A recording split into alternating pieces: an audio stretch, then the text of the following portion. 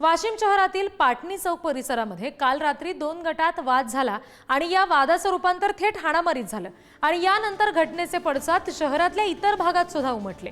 बागवानपुरा, दंडे चौक, गणेशपेठ या भागामध्ये रात्री 11 वाजताच्या सुमारास अचानक तणाव निर्माण झाला। प्राथमिक माहितीनुसार काही समाजकंटकांनी दंडे चौक परिसरातील घरांवर आणि वाहनांवर दगडफेक केली। या घटनेत 2 जण जखमी झालेत, त्यांच्यावर जिल्हा रुग्णालयामध्ये प्राथमिक उपचार करण्यात आले। याशिवाय काही दुचाकींची सुद्धा तोडफोड करण्यात आली। पोलिसांनी 3 गुन्हे दाखल केलेत, 6 जणांना अटक केली आहे। आणखी 20 ते 25 आरोपींची ओळख पटलेली आहे, त्यांचा शोध घेतला जातोय। सध्याच्या क्षणाला शहरामध्ये तणावपूर्ण शांतता आहे। काही अफवा अशा पसरल्या ज्याच्यामुळे 2 गटांमध्ये दगडफेक झाली।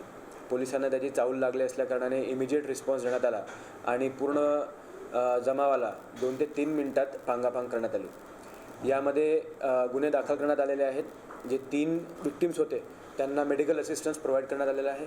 तसंच विविध CCTV आणि व्हिडिओज यांच्या सहारे आम्ही 20 ते 25 आरोपींना आयडेंटिफाय केले आहे। त्यापैकी 6 सध्या आपल्या कस्टडीत आहेत।